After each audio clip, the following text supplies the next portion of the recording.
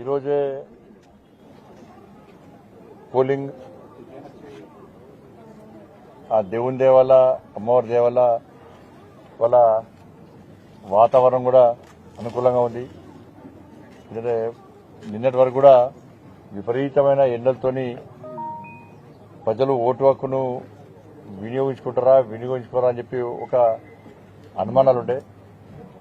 కానీ ఇలా చల్లటి వాతావరణం ఇలా తెలంగాణ రాష్ట్ర వ్యాప్తంగా ఉంది. కరీంనగర్ పార్లమెంట్లో కూడా చల్లని వాతావరణం ఉంది. కాబట్టి ప్రజలందరూ కూడా వారి ఓటు హక్కును వినియోగించాల్సిందిగా నేను విజ్ఞప్తి చేస్తున్నాను. ఏ ఇబ్బందులున్నా ఎంతో కష్టం ఉన్నా కూడా తప్పకుండా ఓటు హక్కును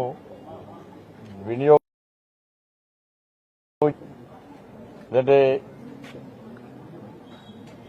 దేశ భద్రత, దేశ అభివృద్ధి, ధర్మరక్షణ, సమాజ క్షేమం కోసం జరిగేటువంటి ఎన్నికలు ఇవి. కాబట్టి ఈ ఎన్నికల్లో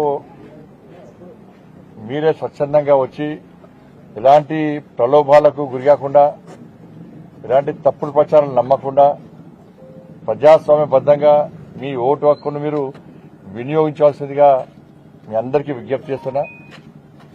కరీంనగర్ పార్లమెంట్లో 100% పోలింగ్ జరిగే విధంగా అందరూ ప్రయత్నం చేయాల్సిందిగా విజ్ఞప్తి చేస్తున్నా.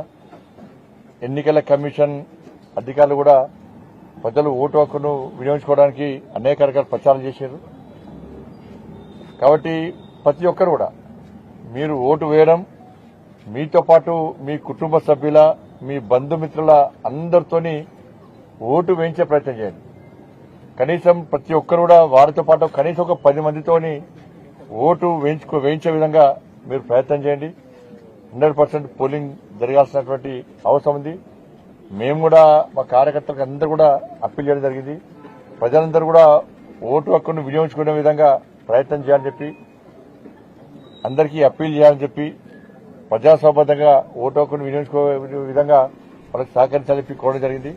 అప్పుడు అందరూ కూడా ప్రతి ఒక్కరు కూడా ఎట్టి బస్సులో ఏ ఒక్కరు కూడా ఓటు హక్కును వృధా చేసుకునే ప్రయత్నం చేయకండి. ప్రలోభాలకు లేకండి.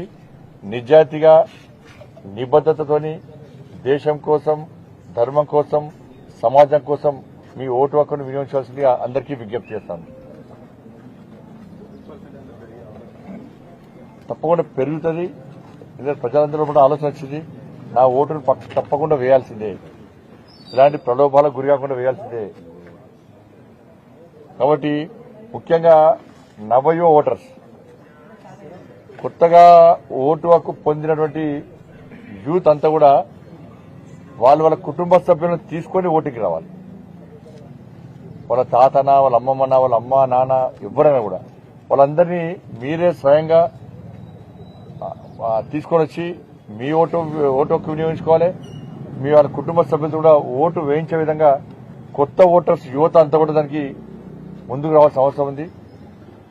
ఎందుకంటే ఇప్పటికే చాలా మంది అనేక ప్రలోభాలకు గురి చేస్తున్నారు. మందు ద్వారా ప్రలోభాలకు గురి చేస్తున్నారు.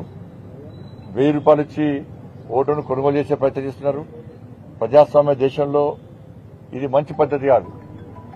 కరీంనగర్ పార్లమెంటు నియోజకవర్గ ప్రజలు కూడా చైతన్యవంతులు. వాళ్ళు ప్రజాస్వామ్యాన్ని కాపాడేవాళ్ళు, ప్రజాస్వామ్యబద్దంగా ఓటు హక్కును వినియోగించుకునేవాళ్ళు. వాళ్ళందరూ కూడా ఈ దేశ భద్రత, ఈ దేశ అభివృద్ధి, ధర్మరక్షణే ముఖ్యమని చెప్పి, పేదల సంక్షేమం ముఖ్యమని చెప్పి, దానికోసం జరుగుతున్న ఎన్నికల్లో మేము ప్రజాస్వామ్యబద్దంగా ఎన్నికలను ఓటు హక్కును వినియోగించుకోవడం తప్ప ప్రలోభాలకు గురిగామని చెప్పి ఇలా ఖరాఖండిగా చెప్తున్న ప్రజలు కరీంనగర్ పార్లమెంటు నియోజకవర్గ ప్రజలు. కాబట్టి అందరూ కూడా మీ ప్రాంతంలో ప్రతి ఒక్కరు కూడా ఓటింగ్ శాతం పెంచే విధంగా ప్రయత్నం చేస్తే కోరుతా ఉన్నాను.